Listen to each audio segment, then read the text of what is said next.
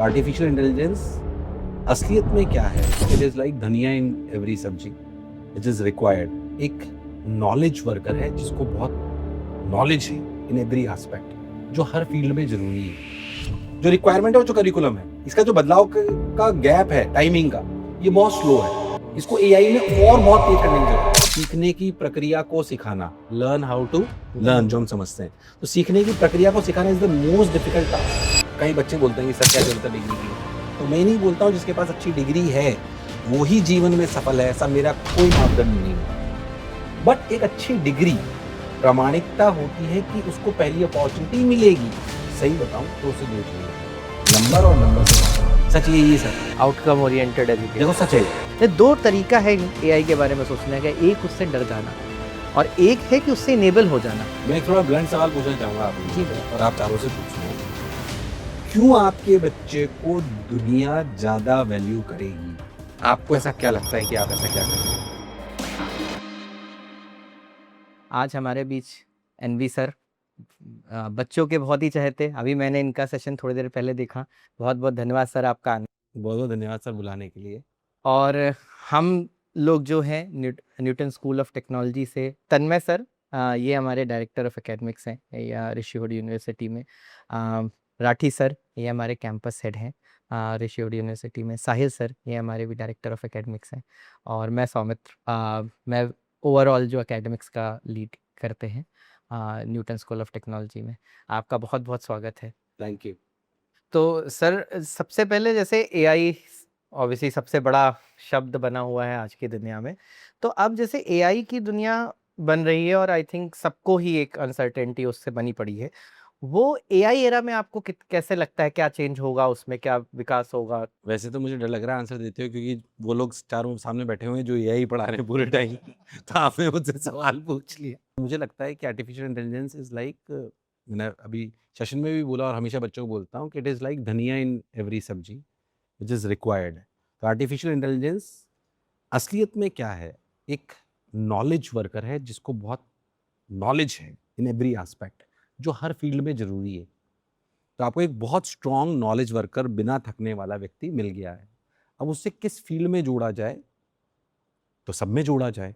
तो मैं व्यक्तिगत रूप से ऐसे देखता हूँ आर्टिफिशियल इंटेलिजेंस को। तो it will be a replacement of knowledge worker in every field, either health care sector, either manufacturing, either editing, either branding, marketing, sales. Sales में हार्डकोर सेल्स की जो स्किल है वो इससे रिप्लेस अभी नहीं होंगी, इसलिए शायद कई लोग बोल भी रहे हैं कि हार्डकोर जो सेल्स स्किल है, कम्युनिकेशन स्किल्स हैं, वो अपने आप में एक बहुत बड़ी एसेट होगी आने वाले समय में, that how you will communicate. हम लोग जैसे एआई में काफ़ी ज़्यादा फोकस कर रहे हैं एंड द इंटायर करिकुलम वगैरह उसके अराउंड अपडेट करना और बनाना है। जैसे आईआईटीज़ के साथ में अगर बात करी जाए, जैसे आईआईटीज़ में भी ये हो रहा है, बट वो आईआईटीज़ में इतना कम है। तो आपको क्या लगता है शिक्षा में और इस तरीके के इंस्टीट्यूट्स का इंटीग्रेशन कैसे देखा जाए, क्या क्या बनना चाहिए? तो जो बदलाव की रफ्तार करिकुलम में आनी चाहिए, ये जो आज बदलाव की रफ्तार है करिकुलम में, इससे 25 गुना अपने को तेज करनी पड़ेगी। तो जो आप कह रहे हैं कि क्या बदलाव लाना चाहिए, हाँ, पर मैं कह रहा हूं इसका कोर जो प्रॉब्लम है वो ये है कि द रिक्वायरमेंट एंड करिकुलम, जो रिक्वायरमेंट है और जो करिकुलम है, इसका जो बदलाव का गैप है टाइमिंग का, ये बहुत स्लो है। इसको एआई में और बहुत तेज करने की जरूरत है। तो why should not we use AI as a tool to make sure that जो बदलाव होने हैं वो आर्टिफिशियल इंटेलिजेंस के एजेंटिक एआई बना दिए जाए कि क्या रिक्वायरमेंट और करिकुलम क्या चल रहा है, तुरंत बताता रहे this is miss mapping, this is miss mapping. इस तरह ये टूल्स बिल्ड कर कर एआई खुद बताता रहेगा कि नहीं, अगले साल आपको ये बदलाव करने की आवश्यकता है। हम भी अभी इसी तरीके से सोचते हैं। जैसे अभी हमारा भी करिकुलम हम बहुत हाई हमें लगता है हर ईयर अब ज़रूरत है, क्योंकि इतनी तेज़ी से जैसे आज बोला जाए तो आज जो हम पढ़ रहे हैं वो 4 साल बाद रहेगा नहीं रहेगा किसी को नहीं पता है। तो एवरी ईयर करिकुलम को एक अपडेट की जो दरकार है, उसमें आई थिंक आपने बिल्कुल सही बोला, एआई बिना लगाए तो शायद ह्यूमनली भी पॉसिबल नहीं कि अब आपको कितनी चीज़ें एनालाइज करनी है, कितनी बड़ी इंडस्ट्रीज़ को एनालाइज करना है। तो ये बहुत अच्छा माध्यम है और हम भी इसी माध्यम के थ्रू ही अभी अपग्रेडेशंस वगैरह करते हैं। सर, आपने बहुत बच्चों को पढ़ाया है, या आपके हिसाब से क्या एक आइडियल कॉलेज लाइफ है उनके लिए? चाहे अपन कॉलेज की बात कर लें, स्कूल की कर लें, मैं शिक्षा को देखने का तरीका मेरा थोड़ा अजीब सा है। मुझे लगता है कि नॉलेज देना, सब्जेक्ट नॉलेज देना, अब आर्टिफिशियल इंटेलिजेंस के ज़माने में, इंटरनेट के ज़माने में नॉलेज तो मैं गेन कर सकता हूँ।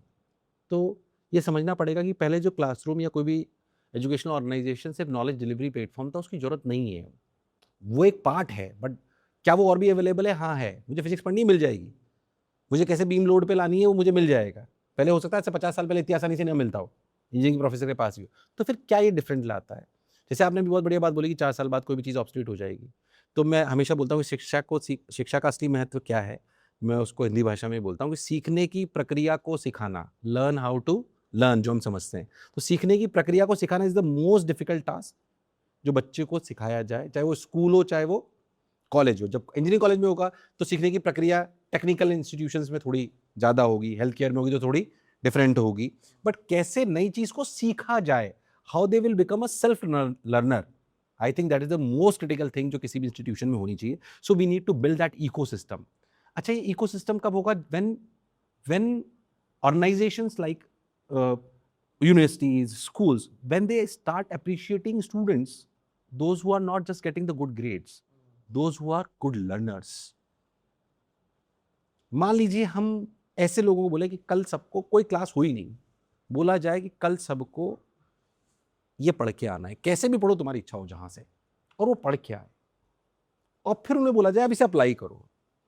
इसमें जिसने बेस्ट परफॉर्म करा हो उसको जब आप अप्रिशिएट करोगे as a ecosystem, then we will create more self learners. And when we start developing more self learners, तो हमें समझ में आएगा कि अब करिकुलम ऑब्सोलीट हो मत हो, कुछ भी नया आए, ही और she has the ability to learn new things and apply them.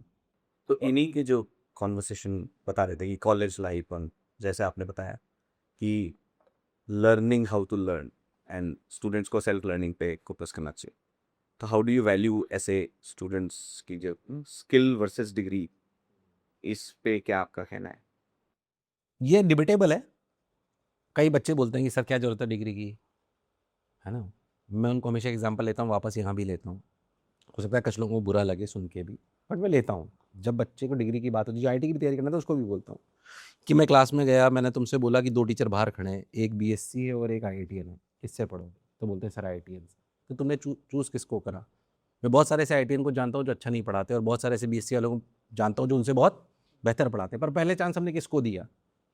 जिसके पास एक अच्छी डिग्री थी। तो मैं नहीं बोलता हूँ जिसके पास अच्छी डिग्री है वो ही जीवन में सफल है, ऐसा मेरा कोई मापदंड नहीं है।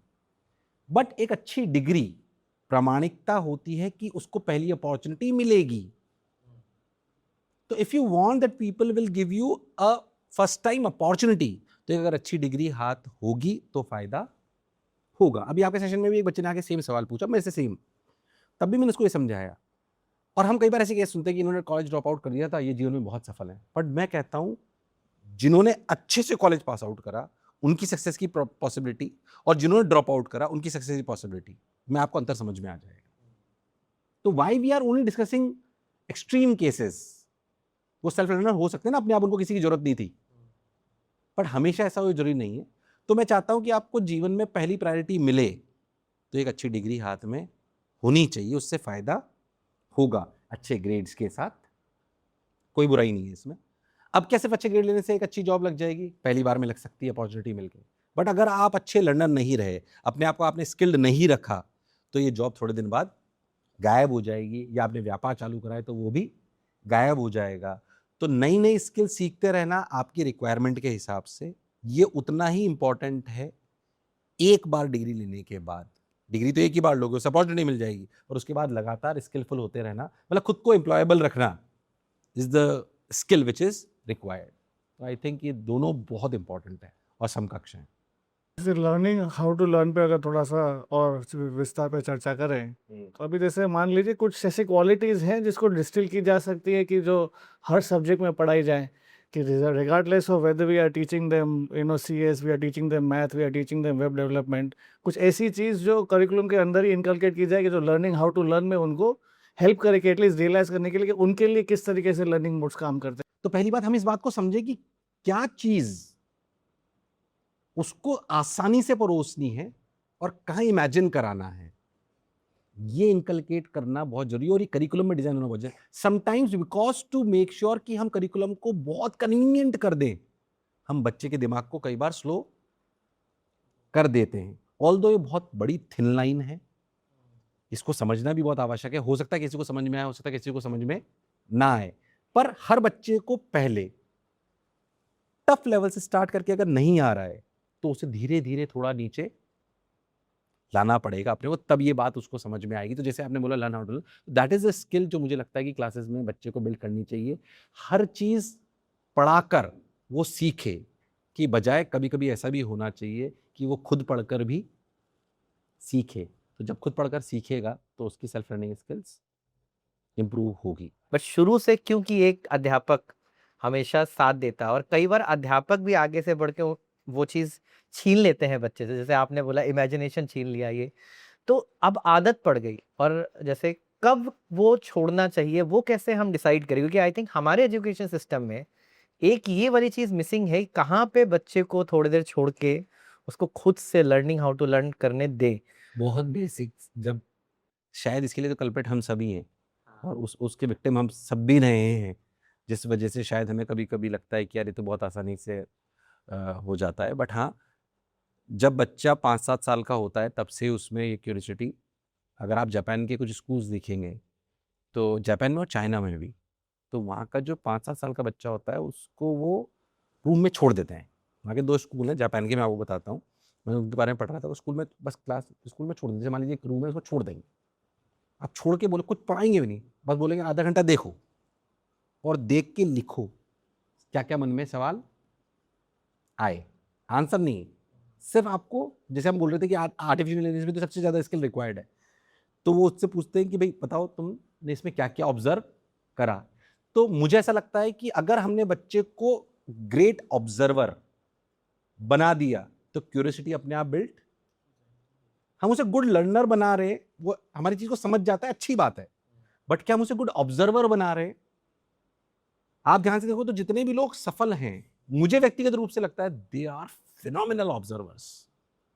उनकी ऑब्जर्वेशन पावर जो है ना, चाहे वो ह्यूमन को पढ़ने की हो चाहे एनवायरमेंट को पढ़ने की हो, वो बहुत अलग लेवल पे है। तो जो ऑब्जर्वेशन पावर है, मुझे लगता है ऐसी एक्टिविटीज अपने को बच्चे के साथ करनी चाहिए। It should be right mix of knowledge delivery, curiosity building, observation power, but in no schools, in no colleges, we are gauging the capacity of curiosity, the capacity of self-awareness, the capacity of observation power. We are not talking about it.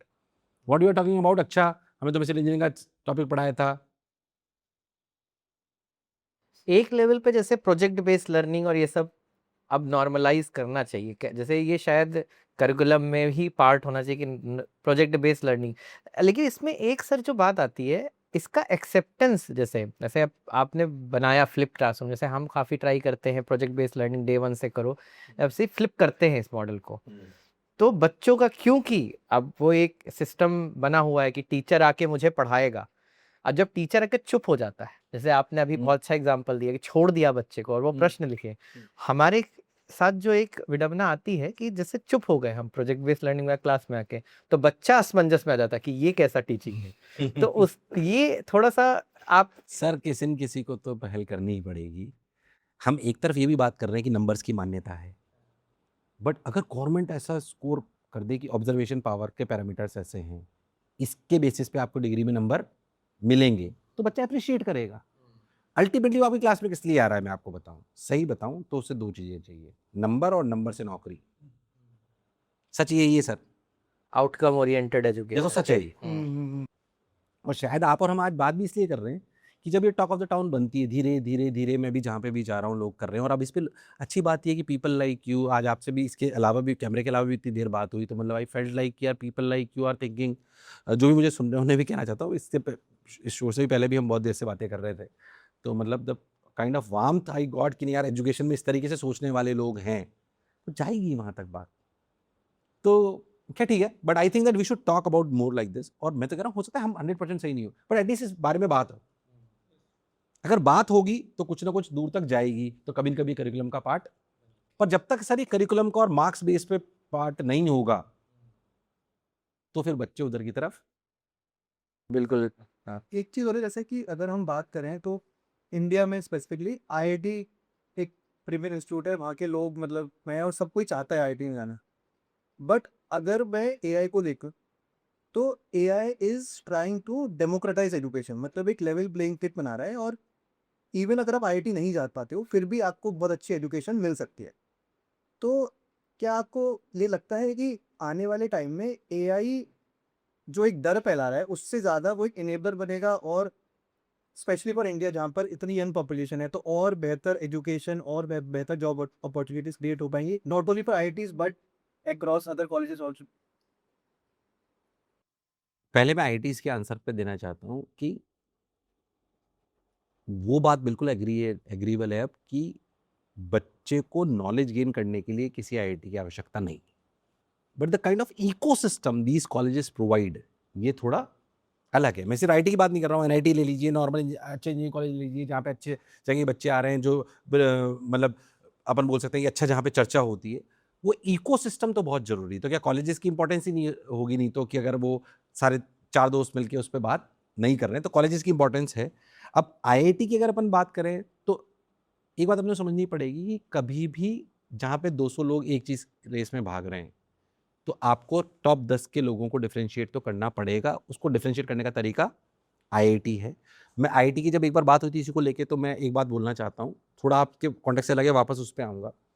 Actually मुझे ऐसा लगता है IIT का अगर यहाँ से चालू होता है, इंजीनियरिंग कॉलेज बहुत सारे 15 लाख बच्चे देते हैं सर, आईआईटी से लेकर एनआईटी 23 आईआईटी 31 एनआईटी, ये ऐसे लीनियर चलती है रेपुटेशन वाइज। मुझे ऐसा लगता है रेपुटेशन वाइज ऐसे चलते हैं। आप आईटी बॉम्बे आईटी कानपुर से स्टार्ट करके इसको एनआईटी के आखिरी तक ले आओ ब्रांच वाइज, तो ऐसे लीनियरली चलता है परसेप्शन वाइज। पर जैसे ही नॉर्मल इंजीनियरिंग कॉलेज की बात खटाक से नीचे गिरता है। परसेप्शन वाइज बोल रहा हूँ मैं, क्वालिटी वाइज नहीं बोल रहा हूँ, मुझे वो गलत ना ले, ये बच्चे भी सुन रहे होंगे मेरे को। मैं तो अब सारे आईआईटीज में ऑलमोस्ट में जा चुका हूँ और कितने प्राइवेट इंजीनियरिंग कॉलेज में जा चुका हूँ। बहुत सारे प्राइवेट इंजीनियरिंग का इंफ्रास्ट्रक्चर करिकुलम बहुत अच्छा है आईआईटी से, सच है ये। तो पहली बात परसेप्शन वाइज ये लीनियर वेरिएशन है, उसके बाद एकदम से गिरता है। तो मैं सरकार से कहना चाहता हूं कि सरकार को भी वो सब बहुत सारे आईआईटी एनआईटीज नहीं खोल सकते, बट क्या वो अच्छी यूनिवर्सिटीज के अच्छे कॉलेजेस के स्ट्रक्चर को ठप्पा लगा सकते हैं कि मेंटोर्ड बाय आईआईटी बॉम्बे? तो ये लीनियर वेरिएशन थोड़ा और बड़ा हो जाएगा, मुझे ऐसा लगता है, ताकि जो बच्चा एकदम से लगता है मैं आईआईटी एनआईटी में पहुंच गया, मैं किसी लायक नहीं, एक तो शायद वो समस्या कम हो जाएगी जो जो जो सर ने पूछा। दूसरा आपने बोला क्या एआई इनेबलर हो जाएगा और इसकी ज़रूरत नहीं होगी, मतलब एआई इनेबलर हो जाएगा और ज़्यादा वर्कफोर्स आएगी? सर ऑनेस्टली स्पीकिंग एक बार का थ्रेट तो मुझे लगता है नॉलेज वर्किंग वाले जो जॉब्स हैं एआई को आएंगी एक बार के लिए। मतलब हो सकता है मैं थोड़ा नेगेटिव साउंड कर रहा हूँ, पर जो नॉलेज वर्क वाले काम हैं, hardcore coding, consultancy firms, editing jobs और डीटीपी ऑपरेटर्स, इनकी जो बहुत बड़ी संख्या हमारे देश में है, इनकी जॉब को एआई, जो अगर ये 100 लोग कहीं सी जगह एक्वायर होते थे तो 100 लोगों का काम अब 5 या 10 लोग करेंगे, सच है। बट मुझे ऐसा लगता है कि हमारा देश इतनी रफ्तार में बढ़ रहा है कि ये जो बाकी 90 लोग, इन्हें समझना पड़ेगा कि इन जिस काम को 10 लोग कर रहे थे उस काम के ऊपर ये क्या टॉप बिल्ड कर सकते हैं। क्योंकि आज की तारीख में डिजाइनिंग एक हिस्सा मैं आपको बताता हूँ, डिजाइनिंग अगर आज एक हिस्सा है तो अगर एक कॉमन डिजाइन कोई भी डिजाइनर बना पा रहा था तो उस अच्छे आदमी की जरूरत पड़ी जो उसमें भी बहुत क्रिएटिविटी ला सकता था। अभी जो 90 लोग हैं इनको ये समझना पड़ेगा कि हम इसके टॉप ऑफ द एआई क्या बिल्ड कर सकते हैं। So you should be a thinker about how I can put a human touch to the base of AI. मतलब मेरा ये मानना है कि जो भी लोग मुझे सुन रहे हैं, एआई के साथ रेस नहीं करनी है। एआई, आप अगर आप एडिटर हो तो आप अपने पास वाले एडिटर्स के साथ कॉम्पीट करते थे, एग्रीएबल, पर अब आपके पास में आके एआई बैठ गया, do not compete on it. ये जितनी दूर तक दौड़ सकता है वहां तक तो उसे दौड़ा लो, अब सोचो तुम क्या करो। जैसे हमारे प्रोजेक्ट्स हम करवाते हैं तो कई बार बोलते हैं कि आप लार्ज लैंग्वेज मॉडल्स है, एआई है, टूल्स यूज़ कीजिए, उसके हिसाब से बनाइए। जैसे इस बार तो हमने बिल्कुल ही अलाउ कर दिया था प्रोजेक्ट में कि आप कीजिए। तो एक ऐसी अपेक्षा होती है कि भाई अगर एआई, एक रिस्क होता है कि भाई अगर जैसे हमने इनको एआई टूल्स एनेबल कर दिए तो सबका आउटपुट एक जैसा दिखने वाला है at the end of the cycle. Project देखने बैठेंगे तो सबका एक जैसा दिखेगा, सबने एआई को प्रॉम्प्ट दिया होगा और एआई ने बना के दे दिया होगा, तैयार कर दिया होगा। उसमें भी वेरिएशन दिखता है। जो बच्चा परसिवियर करता है, जो बच्चा मेहनत करता है, उसका आउटपुट ज़्यादा अच्छा दिखता ही है। लाइक जिसने सिंगल लेवल पे जाके छोड़ दिया वहाँ पे उसका प्रोजेक्ट दिख जाता है कि उसने एफर्ट नहीं डाला। तो अब the amount of work that they can do और the amount of things that they can develop in a project during a curriculum has expanded a lot. तो उसमें मैं जैसे मुझे कभी दिक्कत नहीं हुई है कि मैं मार्क्स में डिफरेंशिएशन कर पाऊँ कि किससे मेहनत की है किससे मेहनत नहीं की, क्योंकि वो सीधा उनका आउटपुट देख के ही पता चल जाता है कि भले ही टूल की वजह से आप वो ज़्यादा कर पा रहे हैं लेकिन वो हर कोई कर पा रहा है। So it becomes a level field all again और फिर हमारे लिए काफ़ी आसान हो जाता है उनको। बहुत बढ़िया बात बोली सर ने कि वो एआई तो एक जनरिक आंसर तो वो दे ही रहा है, उसके बाद आप उसको कितने और प्रॉम्प्ट दे के उसको और फाइन ट्यून कर रहे हो, उस पर टॉप अप अपना दिमाग लगा के और क्या बिल्ड कर रहे हो। कितना इटरेशंस कर रहे हैं कितना वो काम कर रहे हैं उसके साथ उससे भी काफ़ी फ़र्क पड़ जाता है। मतलब वो दिख जाता है उनके आउटकम में प्रोजेक्ट में कि भाई इन्होंने मेहनत की है इन्होंने एफर्ट डाला है वर्सेस समबडी जिसने एक प्रॉम्प्ट डाल के जो आउटपुट आया। क्योंकि अब वर्केबल सोल्यूशन अगर मुझे आप सबमिट कर रहे हो असाइनमेंट में तो उसकी तो कोई ज़्यादा वैल्यू है ही नहीं, क्योंकि वर्केबल तो सोल्यूशन बनाना काफ़ी आसान हो गया है। कितना अच्छा जो डिफरेंशिएशन वाला जैसे आपने बात की कि over the top of what you can do sometimes even though tools can help you. The only thing is how much of perseverance are you putting in to solve that problem and that becomes kind of a key for us to differentiate that matter. मैं 2 बार 2 अलग अलग courses में ये same process try की है, दोनों में हमेशा आउटकम में मुझे कभी भी गॉसियन डिस्ट्रीब्यूशन लाने में दिक्कत नहीं आती है because of the very simple fact कि there always be somebody who will be using the easier route to say I will do the very first prompt जो प्रोजेक्ट निकला उसको सबमिट कर दूंगा versus somebody who will put in say 7 hours 8 hours 10 hours at least on the project और उसका outcome वहाँ पे देखना शुरू हो जाएगा। बहुत बढ़िया बात बोली आप। और उसमें सर एक और चीज़ जो बढ़िया हो रही है कि पहले ना कुछ प्रॉब्लम्स जैसे बैचलर्स को एक माना जाता है कि यहाँ तक नॉलेज है, वो बैरियर्स तोड़ के बच्चे प्रोजेक्ट बना देते हैं। पहले ये नहीं होता था। जैसे अगर मैं 2023 से बात करूं जब मैंने प्रोजेक्ट पहली बार बच्चों से बनवाना शुरू करा, तो जो प्रोजेक्ट बच्चा बनाता था वो एक सील होती थी जिसपे आपको हमको पता लग जाएगा कि बच्चे की यहाँ तक सील पहुंचेगी।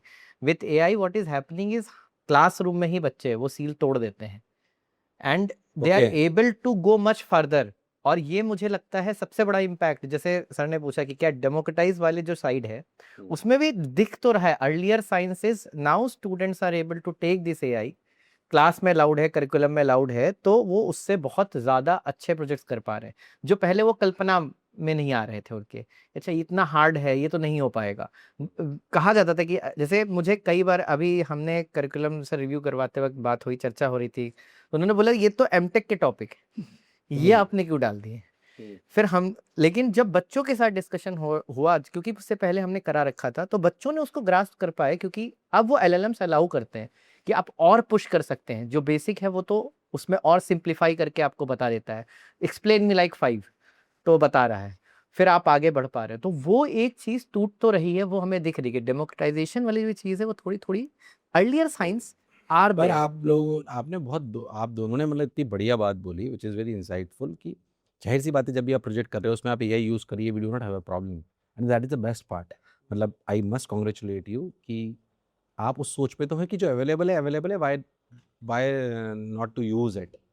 कई जगह ऐसा हो रहा है कि वो बोल रहे क्या जरूरत है नहीं यूज़ करने देंगे, जो अवेलेबल है करने दीजिए ना यूज़, नहीं करने देंगे तो भी दुनिया तो कर ही रही है। तो आप बेसिकली वो बिल्ड कर रहे हैं जिससे बोल रहे हैं कि अवेलेबल रिसोर्सेज है यूज़ करो, बट फिर भी प्रोडक्ट में डिफरेंशिएशन आएगा क्योंकि तुम उसमें ह्यूमन टच सबका अलग है, एफर्ट अलग है।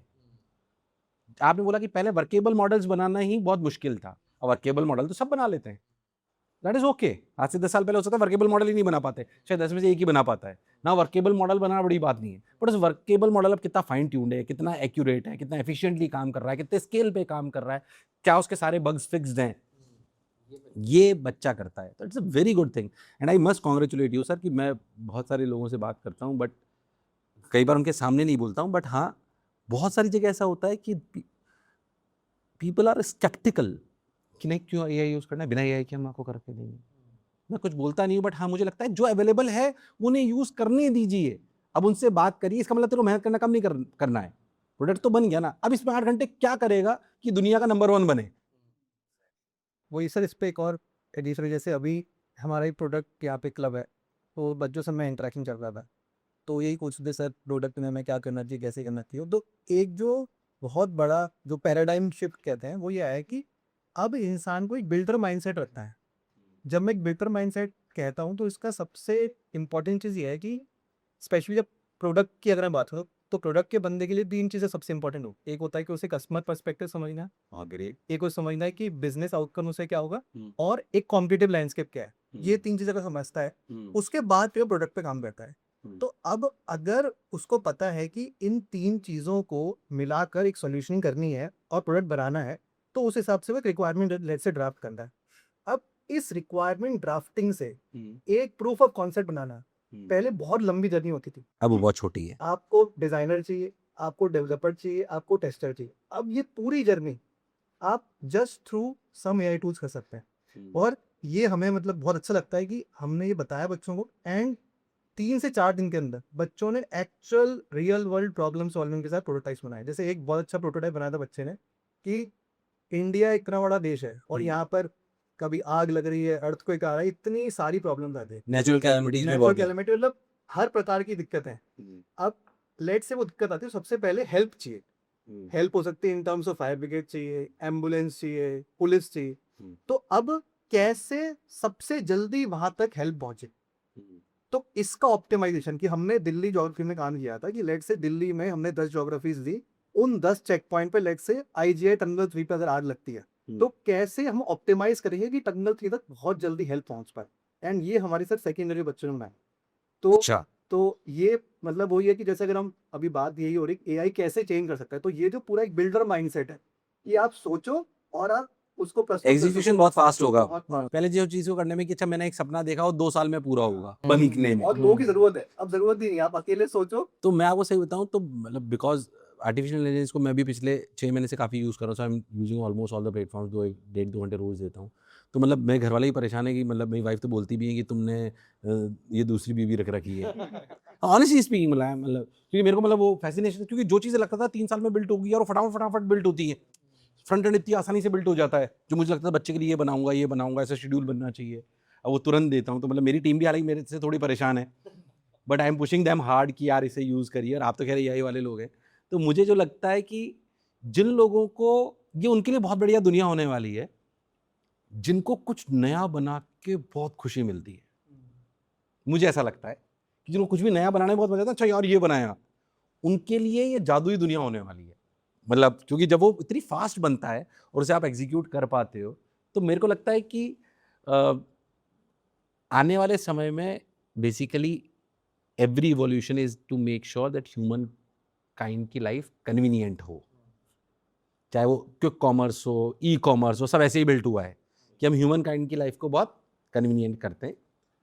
आर्टिफिशियल इंटेलिजेंस जितनी हमारी लाइफ, स्पेशली हमारे देश की, इससे कोई दोहराई नहीं कर सकता कि पिछले 15 साल में 20 साल में जो हमारे देश ने ग्रोथ करी है कन्वीनियंस को लेकर, मुझे लगता है अगले 3-4 साल में वो और बहुत तेज होगी। और ये बच्चों के अंदर भी आएगा, क्योंकि अब ये बच्चों के रीच में है। पहले एक बच्चा सोच में, जैसे हमारे समय में हम कल्पना भी नहीं करते थे प्रोडक्ट बनाएंगे। पहले तो हमें लगता छोटी सी चीज कुछ बना दे हाँ, और उसको उतना बहुत है, हो उतना गया। बहुत। लेकिन अब जैसे हमारे ही यहाँ पे इकोसिस्टम बनते जा रहे हैं कि बच्चों की अपनी स्टार्टअप बन रही है, लॉन्च हो रही है, और वो कल्पना करने से ज्यादा वो अब लॉन्च कर पा रहे नहीं हैं। तो बच्चा पहले आपके कॉलेज में शायद ये सोचता था, और हमारे भी बहुत सारे बच्चे पढ़ते हैं कि नहीं यार मैं आइडिया लूंगा फिर इन्वेस्टर के पास जाऊंगा। अब तो अकेला चाहे तो बना सकता है, और बनाते हैं बच्चे।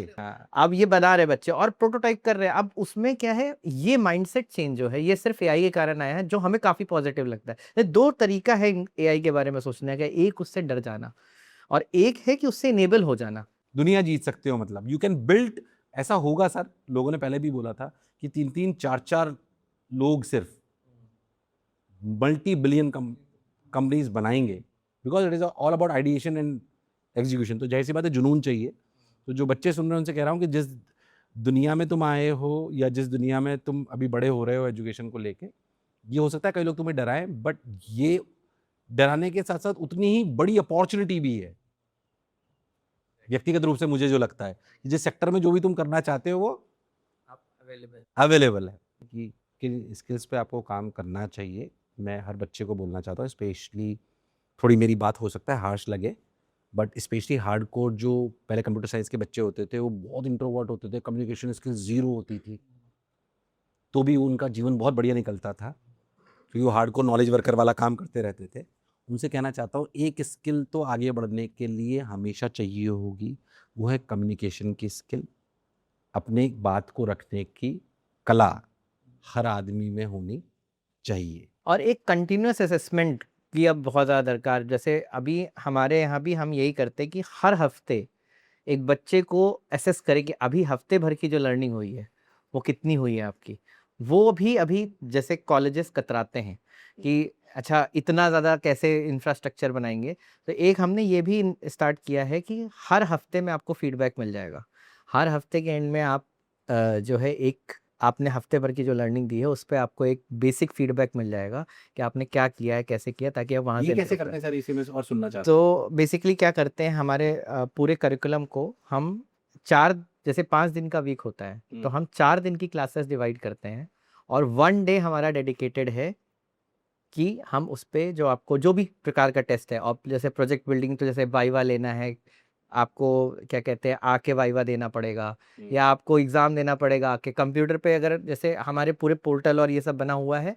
And it is also product enablement जो कॉलेजेस को अभी थोड़ा अवेलेबल नहीं होता, हमारे पास प्रोडक्ट की पावर है, तो प्रोडक्ट की पावर यूज़ करके हम इवेलुएट कर देते हैं और हर बच्चे को उसके पोर्टल पे उसी शाम को रिजल्ट भी उसको मिल जाएगा कि ये आपका हुआ है, ये मार्क्स है, आपने इतने करे हैं, इतना सही करा, इतना गलत किया है, and they can start working on the next week.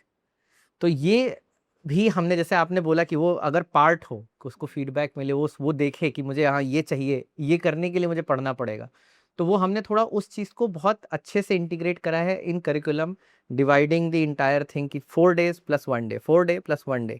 तो 4 डे में जो भी अपन ने करा उसको एसेस करना हो जाता है, करेक्ट। मैं एक्चुअली मेरे मन में क्यूरियोसिटी सवाल है, जैसे न्यूटन स्कूल है और भी ऐसे प्लेयर्स हैं जो इसमें आ रहे हैं, क्योंकि मैं एक दो से और भी मेरी बात हुई, तो ऑनेस्टली स्पीकिंग मुझे ये कॉन्सेप्ट बहुत पसंद आता है कि आप लोग एक स्पेशलाइज्ड यूनिवर्सिटी वाला माहौल भी लाते हो, डिग्री भी पूरी देते हो और आप लोग इसको बिल्ड कर रहे होते हो।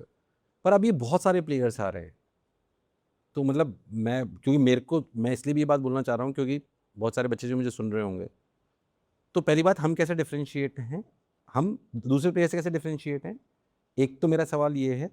दूसरा मेरा सवाल ये है कि नॉर्मल यूनिवर्सिटी में जो बच्चा पढ़ता है, मतलब पहले आप उसका आंसर दें कि नॉर्मल यूनिवर्सिटी में जो बच्चा पढ़ता है और जो इस तरीके के सेटअप में पढ़ता है उसमें क्या डिफरेंशिएशन है, और फिर उसमें भी आप में कैसे डिफरेंशिएशन है।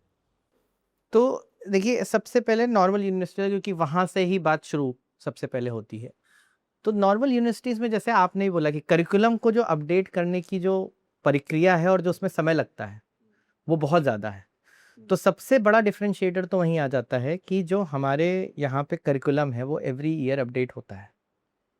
We are able to update curriculum every year and keeping पूरा नॉर्म्स, रेगुलेशन सब वो रख के, लेकिन जो इंडस्ट्री से कनेक्ट है उसको बनाते हुए। मैं इसमें अपनी नॉलेज के लिए जानना चाह रहा हूँ बीच में कि जैसे ये AICTE अप्रूव्ड होते हैं सारे कोर्सेज, तो फिर आपको वो हर्डल लेनी पड़ती होगी कि हर साल आप अपने कोर्स को अप्रूव कराते हैं, ये सब होता है। तो ये एक्चुअली प्रोसेस है यूनिवर्सिटीज़ के ही। ऐसा ही यूनिवर्सिटी फ्रेमवर्क में हर साल रहता है कि BOS बैठेगी, वो आप जो भी करिकुलम बनाते हो उसको अप्रूव करेगी। वो अप्रूवल में एक पूरा रूल है कि एक्सटर्नल लोग होंगे, इंटरनल लोग होंगे, and it is the process. तो पहले से बनी हुई थी पर अप्लाई नहीं हो रही थी। अप्लाई नहीं हो रही क्योंकि आप उसे उसमें अप्लाई कर रहे हो। हाँ, उसमें फ़ियर रहता है कि देखिए जनरली क्या होता है, अगर आपने चेंज किया तो आपको 2 तो रन करना पड़ेगा। कुछ बच्चों को तो छूटा होगा ना, वो 1 साल के बाद उसका पिछले साल में वो लेट से रह गया पीछे। कुछ बच्चे एग्ज़ाम नहीं दे पाते हैं, बीमार तो पड़ गए। करिकुलम चेंज होता है तो बैकलॉग वालों का क्या बैकलॉग होगा? वालों के क्या होगा? बहुत प्रश्न हैं जो उत्तर देने में मेहनत लगेगी और वो करने में शायद एफर्ट ज़्यादा जाएगा। तो उसके कारण शायद थोड़ा प्रोसेस स्लो हो जाती है। हमारा है कि हम पैरेलल में 3 चलेंगे, कोई बात नहीं चलेंगे। बट जो बच्चे को आज चाहिए इंडस्ट्री से कनेक्ट करने के लिए वो तो चाहिए। तो एक तो हम वो करते हैं, दूसरा कनेक्ट विद द इंडस्ट्री। तो अब जैसे है कि जो भी ये करिकुलम हमने बनाया है, ये ऐसा नहीं कि हमने आपस में बना लिया, एजुकेटर्स ने बना लिया, क्योंकि जनरली एजुकेटर्स और जो इंडस्ट्री है उनमें जो विचार धारणा होती है वो बहुत डिफरेंट होती है। तो getting them into the equation also, sitting with them, getting their feedback, ये बहुत बड़ी डिफरेंस है जो हमारे करिकुलम के अंदर एग्जिस्ट करती है। एक तो fast update, then building it with the industry, integrated with industry. तो जो इंडस्ट्री के एक्सपर्ट्स हैं वो भी आपके कॉलेजेस में आते रहते हैं लगातार? जी, तो जैसे हमारे 2 प्रकार के अध्यापक हैं। एक जो हमारे नॉलेज जो हमारे पीएचडीज होते हैं वो अध्यापक होते हैं, बट देन इंडस्ट्री के भी जो वेटरन्स हैं they are also part of the teaching faculty, तो वो भी आके पढ़ाते हैं। तो उससे क्या होता है, जो अब हमने डाल तो दिया करिकुलम में, लेकिन वो एक स्किल है, वो स्किल जिसने अप्लाई किया हुआ है, जिसने रिटरेट करा हुआ है, वो इंसान बहुत अच्छे से क्लास में, भाई वो तो हार्डकोर बता सकता है कि रियल वर्ल्ड में क्या चल रहा है। तो वो उसके हिसाब से फिर प्रोजेक्ट्स अपडेट हो पाते हैं। तो ये एक बहुत बड़ा डिफरेंस है जो हमारे और एक लेवल पे जो बाकी पुराने ट्रेडिशनल कॉलेजेस चलते आए हैं उनमें बहुत बड़ा डिफरेंस बनता है कि दो जो टीचर टाइप्स हैं they are also practitioners of the craft that they are teaching, and the second thing is curriculum is getting updated and is keeping north star as the industry कि अच्छा industry को क्या चाहिए। ये दो बहुत बड़ी चेंजेस हैं। अब आपका जो दूसरा प्रश्न था कि बाकी लोगों से कैसे रिफ्रेश कर, तो काफ़ी हद तक इसमें जो है इकोसिस्टम जो बनता है, देखिए जैसे अभी हमने भी बात करी आईआईटीज़ हैं क्योंकि उन्होंने एक इन्वायरमेंट क्रिएट किया हुआ है। तो हमारा अभी फोकस बहुत ज़्यादा होता है कि नॉट जस्ट कि करिकुलम क्लासरूम इसको नर्चर किया जाए, एक इन्वायरमेंट को नर्चर किया जाए। तो जैसे स्टार्टअप्स को इनकरेज करना, जो क्लब कल्चर है उसको बहुत इनकरेज करना, तो हम एवरी डायमेंशन, जैसे हमारे यहाँ फेस्ट पे बहुत ज़्यादा एम्फेसिस दिया जाता है, कल्चरल फेस्ट, टेक्निकल बहुत फेस्ट, बढ़िया। तो वो क्या है कि वो एक पूरा इकोसिस्टम बनाने की कोशिश कर रहे हैं जो ना कि सिर्फ क्लासेस के अंदर रहे बट क्लासेस के बाहर जो वातावरण में फैले, और फिर वो होलिस्टिकली एक बच्चा 4 साल में जो, क्योंकि ये 4 साल जिंदगी भी तो आपकी चल रही है, आप एज अ ह्यूमन भी ग्रो करते हैं, आप अपनी सोसाइटी के बारे में जानते हैं। इम्पोर्टेंट है। तो वो हमारे को बाकी लोगों से अभी तक तो जो डिफरेंशिएट करता है, क्योंकि हम थोड़ा अर्ली भी हैं इस इकोसिस्टम में, we have been like one of the most, like जैसे बच्चों की एस्पिरेशन में भी एक लेवल पे हमारा नाम आने लग गया है, वो इसके कारण था कि मेरे हिसाब से पहले 2-3 में से हैं जिन्होंने इस हाँ, तरह के हाँ कॉन्सेप्ट जी, लाए थे। हाँ जी। तो उसके कारण क्या है कि इकोसिस्टम हमने अर्ली के कारण हमें पता लगा कि सिर्फ क्लास नहीं बना सकते हो आप, सिर्फ क्लासरूम टू क्लासरूम नहीं चला सकते हो आप, आपको in class and out class दोनों कल्चर को साथ में बिल्ड करना पड़ेगा, एक्सपीरियंस को साथ में बिल्ड करना पड़ेगा, एंड वो सारी चीज़ें एक जो हमारा व्यक्ति होता है, व्यक्ति निर्माण करने का एक कॉन्सेप्ट है कि a student should become an adult and they should go back into the society, and that differentiates, this thought process differentiates us from the other folks. Ideological difference. Ideological differences हैं। तो हम basically robots खड़े नहीं कर रहे हैं जो सिर्फ एम्प्लॉयबल स्किल्स सीख के बाहर आएंगे। और ये बनाने में मेहनत सबसे ज्यादा की, क्योंकि एक्सपीरियंस बहुत डिफिकल्ट है, this is most difficult thing, This- this is most difficult thing हाँ, कि उन्हें हम एथिकल प्रोफेशनल बनाएं। ये प्रोफेशनल बनाना आसान है सर, और नैतिकता की बातें करना भी बहुत आसान है, पर नैतिकता के साथ उसे प्रोफेशनलिज्म सिखाया जाए, ये And that is most difficult हाँ, thing. ये बहुत मुश्किल होता है। अब इसमें जैसे फेस्ट कराना, आप उसमें हमने देखा है कि कितने बच्चे अडल्ट बन गए, क्योंकि जब आप बाहर जाते हो, लोगों से मिलते हो, लोगों को अपने कॉलेज में लेके आते हो, उनके लिए एक वातावरण बनाते हो, तो आपके अंदर एम्पैथी जनरेट होती है कि पानी भी देना पड़ेगा, आप आया है कॉलेज में आया है तो पानी की भी व्यवस्था आपको लगानी पड़ेगी कि एक यहाँ कितनी जगह पानी होगा, 1500 लोग आ गए तो एक बोतल पानी नहीं लगा सकते आप। ऐसा ही बात है। तो- तो अंडरस्टैंड द वैल्यू तो हाँ, तो वैल्यू जो क्रिएट होती है उसमें ये सब करने में बहुत मेहनत लगती है। सेकंड पार्ट है कि जैसे अब ये आप इंटीग्रेट भी करो इंडस्ट्री के साथ, तो 1 साल का प्रोग्राम में प्रावधान है कि आप 1 साल जाके इंडस्ट्री में इंटर्नशिप करते हैं, एंड दैट इज लाइक आपने मेहनत करी है, तो ऑब्वियसली मेहनत बहुत इंपॉर्टेंट एस्पेक्ट है उस चीज़ में, अगर मेहनत करी है तो वो बच्चा करता है, प्रोजेक्ट बनाता है, तो ये थोड़ा सा डिफरेंशिएट करता है हमारे को, जो हमारी अभी बिलीफ है कि हम बाकी लोगों से इस तरीके से थोड़ा डिफरेंशिएट करते मैं एक थोड़ा ब्लंट सवाल पूछना चाहूँगा आप लोगों से, और आप चारों से पूछूंगा, है ना। IIT NIT छोड़ देते हैं थोड़ी देर के लिए, उनको भूलते हैं क्योंकि वहाँ पे जॉब्स परसेप्शन की वजह से भी लगती है, ठीक है, उस बात को हटाते हैं। वहाँ तो ये मान के चलिए कि 40-50 हज़ार बच्चा जो जाना था चला गया। अब एक नॉर्मल इंजीनियरिंग कॉलेज है और एक आप जैसे स्कूल है, ये दोनों बच्चे ऑलमोस्ट बराबर हैं। ये जब 4 साल बाद बाहर आएंगे, उससे भी बाहर आएंगे, इनसे भी बाहर आएंगे, सेम कैलिबर के बच्चे ऑलमोस्ट दोनों में थे। क्यों आपके बच्चे को दुनिया ज़्यादा वैल्यू करेगी? आपको ऐसा क्या लगता है कि आप ऐसा क्या कर रहे हो? तुम वाकई, मतलब मेरे एज अ पेरेंट मेरा सवाल है ये। हम इकोसिस्टम बिल्ड कर रहे हैं धीरे धीरे, मतलब अगर जैसे मान लीजिए अभी हमारा फर्स्ट बैच नेक्स्ट सेमेस्टर मतलब नेक्स्ट ईयर में ग्रेजुएट करने वाला है, अभी उनका 2027 में is when the first batch is going to go out, right? So one thing that is there is you soon going to see the results. जो इकोसिस्टम हम धीरे धीरे बिल्ड कर रहे हैं, जो प्रैक्टिकल है, which is rooted in letting them learn skills in a manner in which they are allowed to explore different things. So they are allowed, जैसे वो आते हैं तो उनको पहले से ही एक तो आउटकम बेस्ड एजुकेशन दे दी जाती है कि 1 साल के बाद आप ये चीज़ें सीख जाएंगे, 2 साल के बाद अपना सीख जाएंगे, will enable you on this path and we explain it to them when they are coming in the university on the very first time. जो फर्स्ट वीक होता है ओरिएंटेशन में, उनको काफ़ी अच्छे सिस्टमेटिकली समझाया जाता है कि आप क्या करने वाले हैं, आपको मैप दिखा दिया जाता है, फिर आपको छोड़ दिया जाता है अब आप जाके एक्सप्लोर करो। एक्सप्लोर करने के बाद continuously throughout that whole journey we have checkpoints where we help them understand where are you, where do you stand, which is one of which was कि कांस्टेंट फीडबैक आपको मिलता रहता है। आप contest देते रहते हो हर Friday या जो भी वीक में होगा उसमें आप दोगे और आपको पता लगेगा कि एक तो होता है बच्चे से पूछो आपको समझ में आया, हाँ समझ में आया, हर जगह हमेशा नहीं बोलते, लेकिन वहाँ पे हम उनको एक अपॉर्चुनिटी देते हैं कि आपको खुद को फीडबैक मिले टेस्ट से कि आप क्या सीख रहे हैं, आप क्या नहीं सीख रहे हैं, आप किस तरीके से खुद को इम्प्रूव कर सकते हैं। और ये नॉर्मल जगह नहीं होता है, नहीं होता है, इतना इफेक्टिवली नहीं हो पाता है कि भाई आपको हर वीकली मतलब पेपर पे हो feedback सकता होता है। होगा पर ऐसे नहीं होता हो। वो फीडबैक मिल जाता है जिसकी वजह से वो इम्प्रूव कर सकते हैं। एक बात ये हुई। दूसरा ये हुआ कि अब लर्निंग जो है क्लासरूम में तो सिर्फ 25% जितनी होती है, बाकी जो लर्निंग है जो आपकी हो रही है वो आप खुद से कर रहे हैं, आप मित्रों के साथ बैठे हैं, तो मित्रों का जो गण है, जो clubs that they are those become one of the cornerstones of their learning, जहाँ पे वो ऐसी चीज़ें सीख रहे हैं जो क्लासरूम में तो हम सिखा रहे हैं वो तो सीख ही रहे हैं, उसके अलावा भी उनको जैसे खुद से एक्सप्लोर करना है। तो अभी जैसे स्पेस में इंटरेस्ट है किसी को तो स्पेस बेस्ड क्लब बना दिया, और अभी चूँकि नया नया यूनिवर्सिटी है तो एक फ़ायदा क्या होता है कि अगर आपको कुछ भी नया सीखना है, आपको कुछ भी सेटअप करना है, वो पहले एग्जिस्ट नहीं करता था, तो आपको ऑटोमेटिकली लीडरशिप क्वालिटीज़ एनेबल करनी पड़ती है। अगर जैसे मान लीजिए किसी को स्पोर्ट्स में इंटरेस्ट है, किसी को क्रिकेट खेलनी है, तब उसको स्पोर्ट्स क्लब भी खुद ही बनाना है क्योंकि उससे पहले कोई एग्जिस्ट नहीं कर रहा था। So now they become very situational leaders in that process, right? Because now they have the ability to go and not only play that game but also create the ecosystem around it. Again वो उनको self runner बनाएगा क्योंकि पहले से कोई guideline आई नहीं है, there is no structured curriculum. ये क्लब बनाना है तो पहले से कोई लेगेसी आ रही थी, इसकी ये पेडागोजी, ये प्रोसेसेस हैं।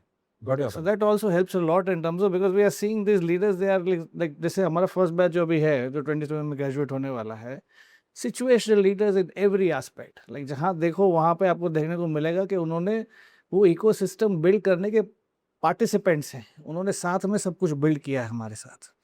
तो सबसे जो बेसिक अगर मंत्रा बोले सक्सेस का वो ये है कि कोई आपको कंसिस्टेंटली मोटिवेट करता है, कोई कंसिस्टेंट चेक करता है। जैसे आपने भी देखा होगा कि आपने इतने बच्चे आज पढ़ाए, बहुत से बच्चे 10वीं में हो सकता है 80% 70% लाए हो, बट 11वीं 12वीं में आईटी निकाल देते हाँ, हाँ, क्यों? बिल्कुल, क्योंकि sure। उनको उस समय वो एक नज या फिर एक बस ये मिल गया कि हाँ कोई चेक कर रहा है आपको कि आप अच्छा करें।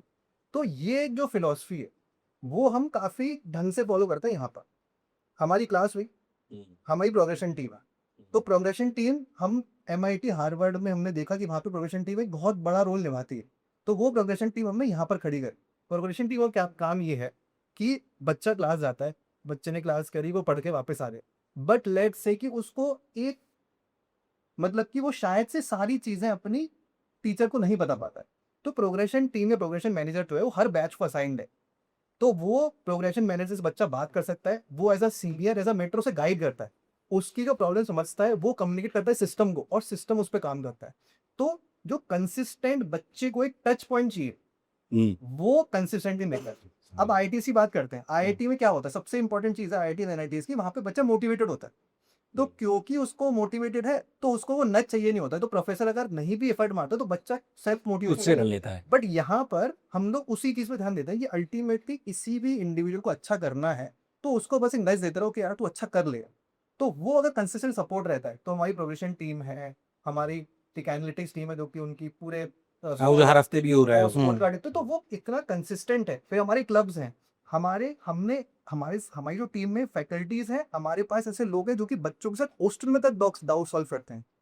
आप इमेजिन नहीं करेंगे, हमारे जो साथ के लोग हैं बीटेक एमटेक मतलब क्लासिफाइड लोग हैं जो कि हॉस्टल्स में रहते हैं एंड बच्चों को इवन राहत को भी डाउट्स कैटर करते होंगे। तो द पॉइंट इज कि चलो आपके अंदर मोटिवेशन नहीं है बट हम आपको इतने टच पॉइंट्स देंगे कि हम एंश्योर करें कि आप रिजल्ट निकालो। एंड फॉर्चुनेट है हम कि उस वो जो एक्सरसाइज करिए हमने उस हाँ तो इसमें very, एक very लेवल good. पे रिजल्ट भी है, जैसे फर्स्ट बैच आउट देयर नहीं है तो लाइक नेक्स्ट 6 मंथ्स में will get the results of those, but second semester तो हमने बताया था कि 1 साल इंटर्नशिप का प्रावधान है।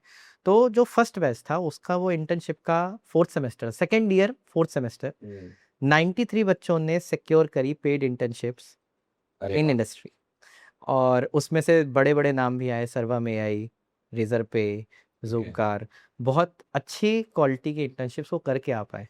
तो वो हमारे paid? लिए हाँ, सारी पेड इंटर्नशिप्स, मतलब 7% रहे वो भी हमें है, but 93% got the opportunity internship. Paid internships से बहुत बढ़िया। तो ये मतलब एक बार की के लिए ये हमें थोड़ा सक्सेस, जैसे आप वैलिडेशन भी थोड़ा चाहते हैं, बोले ठीक है आपने प्रोसेसेस बहुत अच्छे बना दिए, आप बच्चों के साथ कंटिन्यूअस फीडबैक कर रहे हैं, कंटिन्यूअस उनके साथ लगे हुए, प्रोग्रेशन टीम बनाई आपने, आपने बहुत अच्छे आइडियाज इंप्लीमेंट करे, तो वैलिडेशन क्योंकि डिलेड है, 4 साल के बाद है, तो उसके लिए वो एक अच्छा हमारे लिए स्टेप स्टोन था जिसे हम बोलते हैं कि भाई सेकेंड ईयर में अगर इतना अच्छा रिजल्ट आया है तो वी आर होपिंग कि we will have a great result in terms of placement in final year, and एक बार वो आ गया तो फिर तो I think ecosystem Ecosystem develop validated होता है, है। और बाकी जो सेल्फ मोटिवेटेड स्टूडेंट्स जो स्टार्टअप पे भी काम कर पाए, काफ़ी सारे ऐसे स्टूडेंट्स हैं जो हम लोगों के कैंपस में रह के फर्स्ट ईयर स्टूडेंट्स भी स्टार्टअप बनाना शुरू कर चुके हैं, बिकॉज वो माइंडसेट जो हम असेसमेंट में लेके आ रहे हैं कि आप एआई यूज़ करें उसके ऊपर बिल्ड करें, तो वो सारी चीज़ें एक्चुअली स्टूडेंट्स यूज़ करना शुरू कर दिए एंड स्टार्टअप्स बिल्ड हो रहे हैं, और उसके लिए हम लोग अपना इकोसिस्टम बना रहे हैं, इंक्यूबेटर का, मेंटर्स लेके आ रहे हैं तो इंडस्ट्री से है, तो उनको एक्चुअली 1 साल तक कंटिन्यूसली गाइड करे। हम फंडिंग अपॉर्चुनिटीज़ भी खुद भी क्रिएट कर रहे हैं फॉर दी स्टूडेंट्स, जो ग्रांट हम दे दें, कुछ सीड फंडिंग दे दें, सो दैट वो अच्छा, ये भी कर level पे ले। ये स्टार्टअप इकोसिस्टम पूरी तरीके से बनाया हुआ है सर। अब इसमें जैसे अर्ली इंडिकेटर्स एंड रिजल्ट्स तो बहुत आ गए, जैसे जीसॉक करके एक बहुत गूगल का बहुत प्रेस्टिजियस प्रोग्राम है, 1200 लोग साल के लेते हैं। हमारा कंटिन्यूअस रिजल्ट, जैसे फर्स्ट ईयर में एक स्टूडेंट, सेकेंड ईयर में जैसे हमारा ईयर ऑन ईयर, क्योंकि पहले बार 100 बच्चे थे, 100 में से 1 निकला, सेकेंड बार में 6 निकले, अब इस बार 7 निकल गए हैं, तो वो एक कंटिन्यूअस इंप्रूवमेंट। हमारी इकलौती आईआईटी गांधीनगर के बाद ऐसा हुआ है फर्स्ट की थर्ड ईयर में जाके हमारी एक टीम एशिया वेस्ट में जा पाई है। ये एशिया वेस्ट है, Olympics of like Asia west में कहाँ पे गई है, तो एशिया वेस्ट कहता है कि आईसीपीसी करके एक ओलंपिक्स है जो कोडिंग का ओलंपिक्स माना जाता है, सबसे most prestigious at the college level. तो उसके अंदर हमारी टीम, मतलब उसका मल्टीपल स्टेजेस होते हैं, एशिया के जो सारे वेस्ट इंडिया की टीम्स है और तेहरान और मल्टीपल ईरान वगैरह की टीम्स जहाँ कम्पीट करती है, वहाँ जाके उन्होंने 30 रैंक लेके आई। तो दिस ऑल्सो इंडिकेट्स लाइक कि हम कुछ तो बेसिकली कुछ तो हम सही कर रहे हैं। So we are like effort consistently putting efforts with kit, ये हमारा लाइक कोर मंत्रा है कि जैसे सर ने बताया कि एक अलग से टीम डेडिकेटली खड़ी करी हुई है, इकोसिस्टम्स बनाना inside classroom, outside classroom, and then थोड़े थोड़े रिजल्ट्स हमें मिल गए। तो all this is where I think हम बताना, मतलब जैसे आपका जो सवाल था कि बेसिकली क्या क्यों हमें चूज करें, शायद ये छोटी छोटी चीज़ें हैं जो अभी बिल्ट हैं, ऑलरेडी बहुत बड़े रिजल्ट्स हैं ये हमारे लिए, एंड आई थिंक हम यहाँ पे एक ऑनेस्ट कमिटमेंट और कंसिस्टेंसी ये बिल्ड आगे भी करना चाहते हैं हम, यही यही हमारी नींव है।